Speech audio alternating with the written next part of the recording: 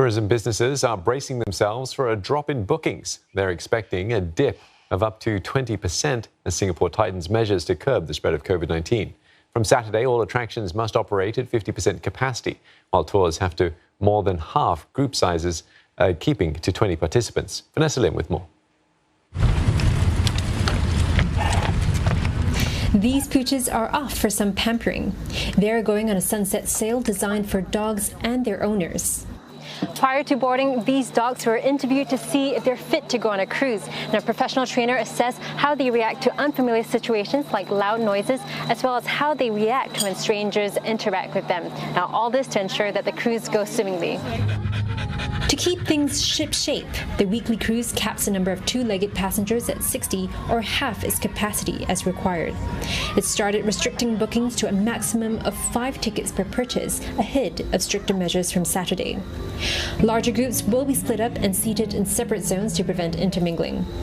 The operator has sold over 200 tickets since sailings began last week and hasn't seen any cancellations. It's even planning more dates. We're finding there's a whole new market here. For example, couples who want to come on a romantic dinner cruise, but with their fur kit. And I hope that we're going to see sufficient demand to keep this going. I think we're quite confident about that. But one tour operator says cancellations are coming in and expects 15 to 20% of its customers to pull out. To allay fears, it's shrinking group sizes to 15 people, fewer than the 20 it can have. But if community cases continue to climb, it's worried tour capacity could be cut further. If we're talking about back in the one time where there was 10 pax per group, suddenly a reduced number would definitely affect us. And I think we have to relook at the entire workings of what it means for a 10 pax kind of group, and that could involve cutting some cost.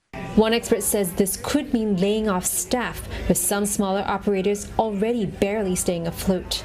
Small players, which has been depending on international travelers, may find a struggle to continue to fight in such a small pool. If this drags, then I think we should expect businesses to either pivot to other sectors that are non-tourism related, or effectively they could go into hibernation.